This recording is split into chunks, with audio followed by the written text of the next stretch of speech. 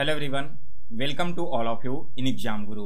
दोस्तों, आज 17 अप्रैल 2023 को इंडियन आर्मी अग्निवीर की तरफ से जीडी का तीनों शिफ्ट का एग्जाम समाप्त हो चुका है। और दोस्तों, आज के शिफ्ट में पूछे गए जीके एंड साइंस के क्वेश्चंस का एनालिसिस मैंने ऑलरेडी आपको दोपहर में ही करवा दिया था। इसके अलावा दोस्तों, मैंने बोला था कि रात तक आपको इसी चैनल पर मैथ्स के पूछे गए सारे ओरिजिनल क्वेश्चंस मिल जाएंगे। तो अपने वादे के मुताबिक मैं आप सभी को आज के शिफ्ट में पूछे गए मैथ्स के जितने भी क्वेश्चंस हैं उन सभी का डिटेल्ड सॉल्यूशन इस वीडियो में करवाने वाला हूं। अगर आपका एग्जाम आगे आने वाले शिफ्टों में है तब आप यह वीडियो लास्ट तक जरूर देखें, क्योंकि दोस्तों बहुत सारे ऐसे कॉन्सेप्ट हैं जो आपको आने वाले शिफ्टों में भी रिपीट होते हुए देखने को मिलेगा। इसके साथ ही अगर आप इन सारे क्वेश्चंस का पीडीएफ डाउनलोड करना चाहते हैं तो पीडीएफ डाउनलोड करने का लिंक मैंने इसी वीडियो के डिस्क्रिप्शन बॉक्स में दे दिया है, उस पर क्लिक करके आप सभी लोग इसे डाउनलोड कर लेना। चलिए दोस्तों, अब आज का वीडियो स्टार्ट करते हैं। सो फर्स्ट क्वेश्चन देखिए आप सभी के सामने है। क्वेश्चन पूछा गया था कि एक कार 3 घंटे में 63 किलोमीटर की दूरी तय करती है और 2 घंटे में 132 किलोमीटर की दूरी तय करती है, तो इस कार का औसत चाल क्या होगा। क्वेश्चन में आपसे पूछा गया है एवरेज स्पीड। तो एवरेज स्पीड निकालने का फॉर्मूला होता है दोस्तों total distance covered divided by total time taken. सबसे पहले हम देखेंगे कि यहाँ पर टोटल हमें टाइम कितना लगा है उस पूरे डिस्टेंस को कवर करने के लिए। तो पहले 63 किलोमीटर के डिस्टेंस कवर किया 3 घंटे में, ठीक है ना। यहाँ पर क्या किया, 3 घंटे में 63 किलोमीटर। तो यहाँ पर इसका स्पीड क्या होगा, 21 किलोमीटर पर आवर का होगा। और दूसरा डिस्टेंस कवर किया 132 किलोमीटर 2 आवर में, तो यहाँ पर स्पीड कितने का होगा, 66 किलोमीटर पर आवर का। अब यहाँ पर आप सभी को इसका एवरेज स्पीड निकालना है। तो एवरेज स्पीड निकालने का फॉर्मूला क्या है, total distance divided by total time taken. तो डिस्टेंस हमारा है 63 किलोमीटर प्लस 132 किलोमीटर, डिवाइड करेंगे टोटल टाइम से। तो पहले लगा 3 घंटा और फिर बाद में लगा कितना, 2 घंटा, यानी कि टोटल हमें टाइम मिला है यहाँ पर 5 घंटे का। ऐड करोगे तो 132 और 63 दोनों को ऐड करने पर आपको मिलेगा 195। डिवाइड कर देंगे टाइम से, यह कट जाएगा कितने बार में, 39 बार में। यानी कि दोस्तों यहाँ पर जो एवरेज स्पीड है वो है आपका 39 किलोमीटर पर आवर का। समझ में आ गया सभी को यह क्वेश्चन। आगे बढ़ते हैं अब अगले क्वेश्चन की ओर। तो दूसरा क्वेश्चन देखिए, ए बी और सी का अनुपात 2:3:5 है तथा योग्य 45,600 है, तो ए का मान बताइए। मान लीजिए कि यहाँ पर आपकी जो तीनों संख्याएं हैं ए बी और सी वो क्रमशः 2x है, 3x है और 5x है। अब इन्हीं तीनों नंबर्स के सम का वैल्यू दिया गया है ना 45,600। तो हम ऐसे लिख सकते हैं कि 2x plus 3x plus 5x equal to 45,600। यहाँ पर ऐड करोगे तो ये आपका हो जाएगा 10x इक्वल टू 45,600। x का वैल्यू यहाँ से आ जाएगा 4560। क्वेश्चन में पूछा गया कि a का मान बताइए, और a का मान क्या है, a का मान है 2x, जहाँ पर x का वैल्यू हमें ऑलरेडी पता है। तो 2 इंटू 4560 करेंगे, मल्टीप्लाई करने के बाद यहाँ इसका वैल्यू आएगा 9120। तो दोस्तों a का मान कितना है, 9120। फिर इसके बाद अगला क्वेश्चन है 3 नंबर। एक कार 20 किलोमीटर प्रति घंटे की चाल से 8 घंटे में कितनी दूरी तय करेगा। बहुत ही सिंपल क्वेश्चन पूछा गया है, आपको टोटल डिस्टेंस निकालना है। तो डिस्टेंस का फॉर्मूला होता है स्पीड इनटू टाइम। स्पीड दिया गया है 20 किलोमीटर और टाइम है 8 आवर्स का।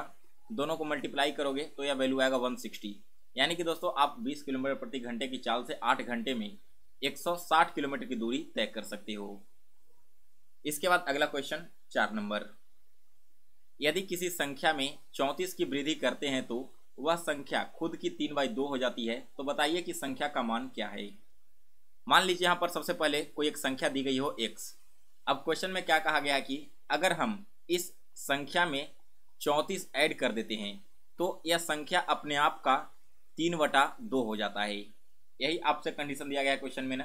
तो यहाँ पर हम क्या करेंगे, x plus 34 equal to 3x/2 है, क्रॉस मल्टीप्लाई करेंगे तो 2 से x में मल्टीप्लाई करने पर हमें मिलेगा 2x प्लस 2 में 34 से मल्टीप्लाई करोगे तो मिलेगा 68 इक्वल टू, इधर हम बच जाएगा हमारे पास 3x। तो यहाँ पर क्या हो जाएगा, 60x equal to 3x minus 2x, that means कि x का वैल्यू यहाँ से 68 आ गया। सो गाइज यहाँ पर हमारा वैल्यू क्या है, हो जाएगा नंबर का, नंबर जो दिया गया था यहाँ पर उसका वैल्यू हो जाएगा 68। इसके बाद अगला क्वेश्चन 5 नंबर। एक वस्तु को 300 रुपये में खरीद कर 10% की हानि पर बेच दिया गया, तो बताइए कि विक्रय मूल्य क्या होगा। एक ऑब्जेक्ट है जिसका कॉस्ट प्राइस दिया गया है 300 रुपये। आपको पता करना है सेलिंग प्राइस क्या होगा यदि इसे बेचा जाता है लॉस पर, और लॉस कितने का हो रहा है, 10% का। तो लॉस निकालने का फॉर्मूला क्या है, सॉरी यहाँ पर सेलिंग प्राइस निकालने का फॉर्मूला, सबसे पहले तो ऑब्जेक्ट को खरीदा 300 रुपये में। अब दोस्तों देखिए ये जो 300 रुपये है ना, ये अपने आप में कितना है, 100% है। अब अगर मैं आपको एक कंडीशन दे दूं कि इसे 10% लॉस पे बेचा गया है, तब सीधा मतलब यह निकल रहा होगा ना कि जो 100% का ऑब्जेक्ट था इसे हमने 90% में बेच दिया, और हमें पता है कि 300 का वैल्यू 100% है। तो अगर यहाँ पर 10% लॉस में बेचा जा रहा है तो इसका हमें क्या करना होगा, 90% फाइंड करना होगा, तभी पता चलेगा ना कि हमने कितने में बेचा। तो डबल शून्य से डबल शून्य कैंसिल, 3 × 90 यह हो जाएगा 270। सो गाइज इस ऑब्जेक्ट को 10% लॉस पर 270 रुपये में बेचा गया है। वही अगर दिया हुआ रहता कि 10% का प्रॉफिट हो रहा है, यानी कि यहाँ पर लाभ हो रहा है, तो विक्रय मूल्य क्या होगा। फिर देखिए 300 रुपये कॉस्ट प्राइस है, यह जो 300 रुपये है अपने आप में 100% है। अगर 10% लाभ पर बेच रहे हैं तो इसे हम कितना में बेचेंगे, 110 में बेचेंगे, यानी कि 300 का 110% आपको फाइंड कर लेना होगा। तो ये आपका आ जाएगा 330। यानी कि दोस्तों अगर प्रॉफिट में बेचा जाए तो 330 रुपये में, और 10% लॉस में बेचा जाए तो 270 रुपये में। क्लियर है सभी को क्वेश्चन नंबर 5 तक। आगे बढ़ते हैं अगले क्वेश्चन की ओर, क्वेश्चन नंबर 6 क्वेश्चन देखिए क्या कह रहा है कि यदि A/B = 4/5 है, V/C = 5/8 है, देन A/C का वैल्यू क्या होगा। तो देखिए यहाँ पर A/B का मान है 4/5, B/C का मान है 5/8। हमें पता करना है A/C का मान। तो यहाँ पर हम तीनों क्वांटिटी लिख देते हैं, A, B और C। सबसे पहले A और B का मान कितना दिया गया है, 4 और 5 दिया गया है, तो 4 और 5 इसके नीचे हम क्रमशः लिख देंगे। फिर B और C का मान क्या दिया गया है, 5/8। तो यहाँ पर B के नीचे 5 और C के नीचे 8 लिख देंगे। बस आपका काम हो गया। अब जो दो आपको खाली स्थान दिख रहे हैं ना, तो यहाँ पर आपको सबसे क्लोजेस्ट नंबर भरना है 5, और यहाँ पर भी आपको क्या करना है, क्लोजेस्ट नंबर भरना है, तो आपका 5 हो जाएगा। अब मल्टीप्लाई कर दो तो 4 × 5 20, 5 × 5 25, और 5 × 8 40। हमें बताना है A और C का मान। तो A हमारा 20 है और C 40 है, तो 20 और 40 का रेशियो क्या हो जाएगा, 1:2 का रेशियो हो जाएगा। तो यहाँ पर A/C का मान हो जाएगा 1:2। इसके बाद अगला क्वेश्चन है 7 नंबर। 3 संख्याओं का औसत 24 है। यदि दूसरी संख्या पहली संख्या की 3 गुनी है और तीसरी संख्या पहली संख्या की 5 गुनी है, तो सभी नंबरों का पता लगाइए। सबसे पहले देखो टोटल 3 नंबर हैं, और 3 नंबर का एवरेज क्या दिया गया है, एवरेज दिया गया 24। यानी कि अगर मैं इन तीनों नंबर्स का सम बताने को कहूँ तो क्या हो जाएगा, सम हो जाएगा यहाँ पर 72। अब क्वेश्चन में दिया गया है कि जो दूसरी संख्या है वो पहली संख्या का 3 गुनी है। तो मान लीजिए हमारे पास पहली संख्या x है, तो इस कंडीशन के अनुसार से जो दूसरा संख्या है वो क्या हो जाएगा, दूसरी संख्या पहली संख्या की 3 गुनी है, तो यह 3x हो जाएगा। और तीसरी संख्या हमारी क्या हो जाएगी, तीसरी संख्या पहली संख्या की 5 गुनी है, तो यह 5x हो जाएगा। क्वेश्चन में हमें क्या दिया गया है, इन तीनों संख्याओं का जो सम है वो 72 है। तो 5 और 3 क्या हो जाएगा, 8x, और 8x + x 9x। तो 9x का वैल्यू 72 है, दैट मीन्स कि x का वैल्यू यहाँ से 8 आ जाएगा। हमसे पूछा गया कि सभी नंबर का पता लगाइए। पहला नंबर है x, दूसरा नंबर है 3x, और तीसरा नंबर है 5x। तो तीनों नंबर्स क्या हो जाएंगे, 8 हो जाएगा, 24 हो जाएगा, और 40 हो जाएगा। यानी कि A, B और C जो 3 नंबर यहाँ पर दिए गए हैं, इन सभी का वैल्यू 8, 24, 40 है। इन तीनों को सम करके अगर आप इसका एवरेज निकालोगे तो इसका वैल्यू 24 ही आएगा।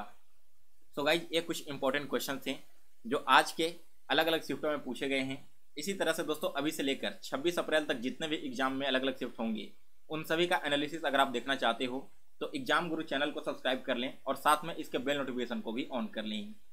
इसके अलावा दोस्तों अगर आपका एग्जाम आगे आने वाले शिफ्टों में है, तो आपने अगर अभी तक मैथ्स में ज़्यादा कुछ नहीं पढ़ा है, फिर भी लास्ट मोमेंट पर जितने भी चैप्टर्स दिए गए हैं ना, उन सभी चैप्टर्स के फॉर्मूला याद कर लो। यहाँ से आपको 2 से 3 डायरेक्ट क्वेश्चन देखने को मिल जाएंगे।